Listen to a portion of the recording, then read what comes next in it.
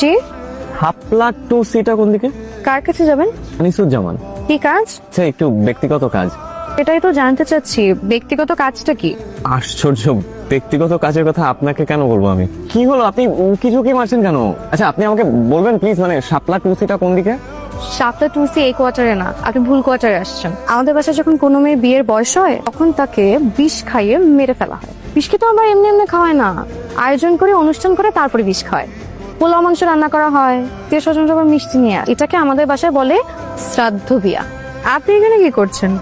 Hello, এত সকালে আপনি এখানে কি করছেন? না মানে এদিক দিয়ে যাচ্ছিলাম তো, হঠাৎ করে শোভন কল দিল, তাই গাড়িটা সাইড করে ফোনে কথা বলছিলাম আর কি। তাহলে আপনি বাসায় যান, মানে আজ শনিবার তো, বাবা বাসায় আছে, আপনি বাসায় যেয়ে বাবার সাথে গল্প করেন। ভালো আইডিয়া, কিন্তু মানে এদিক দিয়ে যেহেতু যাচ্ছি, দেখা করে আসাটা তো উচিত। হ্যাঁ, একটা সেকেন্ড হলো আপনার জন্য। খুব সুন্দর। এখানে এভাবে ঘুরঘুর কেন করছেন? সাথে কিছু কথা ছিল। আপনি তো এখন অনেক বড় হয়ে গেছেন, ছোট্টবেলার সেই সুযোগটাও নেই যে ইচ্ছে হলে আপনার পাশে গিয়ে বলবো। তাই ঘুরঘুর করা ছাড়া আর কোনো উপায় দেখছি না। চলুন। জি, কোথায়? সেটা তো জানি না, একটু আগে না বললেন যে কথা বলবেন, এখন এখানে বলবেন নাকি অন্য কোথাও? জি, চলুন, আসুন। ছোটবেলায় একদিন আমি আপনাদের বাড়ি থেকে আপনার একজোড়া ছোট্ট চুড়ি আমি নিয়ে গেছিলাম লুকিয়ে।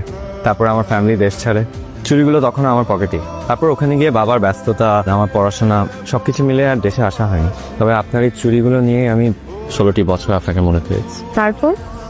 বেশি আমি হয়তো সত্যিই খুব বোকা, সময়ের সাথে সাথে যে সবকিছু পাল্টে যায় সেটা আমি দেশে পা না রাখলে বুঝতে না। তারপর? এগুলো আপনার কাছেই থাক, এগুলো দিয়ে আমার কোনো কাজ নেই। আপনার যে আমাকে পছন্দ হয়নি সেটা আমি বুঝে গেছি। পরশুদিন আমার ফ্লাইট, আপনার সাথে হয়তো আমার কখনো আর দেখা হবে না। তবে আপনি সবসময় ভালো থাকবেন। আমি কি ভুল দেখছি? না, ঠিকই দেখছেন। এমনিই আসলাম আপনার চুড়ি দুটো ফেরত দিতে। এগুলো দিয়ে আমি কি করবো?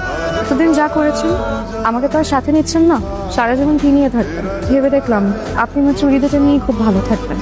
তো থাকুন, আমিও বিয়ে করে ফেলবো, আপনাকে দাওয়াত দিব। আর যদি বাচ্চা হয় তাহলে ওদের ছবি পাঠাবো। কিন্তু আমার অপরাধ।